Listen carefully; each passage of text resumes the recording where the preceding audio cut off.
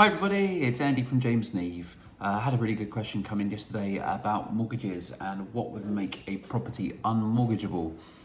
The person we were chatting to was just worried about whether a property that they were looking to purchase was suitable for a mortgage because it was quite run down and needed work. So there's a few different answers to this question. The first thing I'd start with is mortgage surveyors, when they go in to look at a property, will look at and assess if the property is habitable in its current form. So could someone, in whatever condition it's in, could someone live in and feasibly live in the property? So the two things that they generally look at for that are, is there a working, functioning kitchen? It doesn't have to be new, but is there a functioning kitchen? And are there functioning toilet and hygiene facilities? So if you can tick those basic boxes and there's nothing else wrong, then in the main it will be mortgageable. It's just a case of making sure that the values and everything tallies up. And similarly on buy-to-let mortgages, they're looking at the rental return for the house as is, which is often a bit tricky when houses need work. They're not going to give you a mortgage based on what you might rent it out for once you've done it up. They're going to assess their figures based on how the property is as it stands. So that can always be a little bit tricky in terms of making those dynamics work.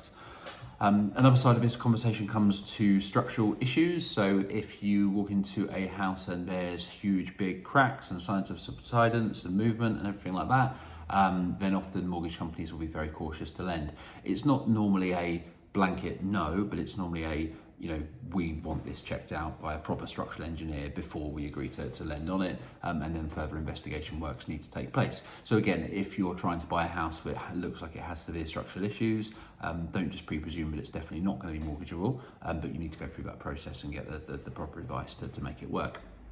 Type of build can sometimes be an issue, but not so much in our area. There are certain types of build where mortgage lenders don't like lending against them. So in our area, commonly it used to be kind of wooden structured bungalows down by the River Thames, that kind of thing. Sometimes you can struggle to get mortgages on those, but it's not something that we see too often anymore around here. The other big one that we do see is leaseholds. So if your leasehold or you're looking at the property with a leasehold of under around 70 to 75 years, they can be really tricky to get mortgages on.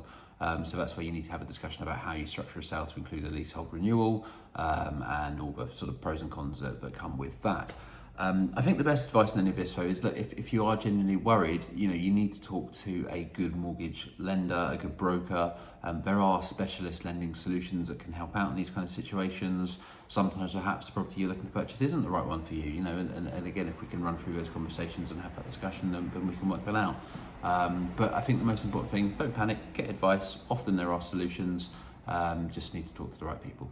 If I can be of any help, do drop me a line, andy@jamesneve.co.uk. Thank you.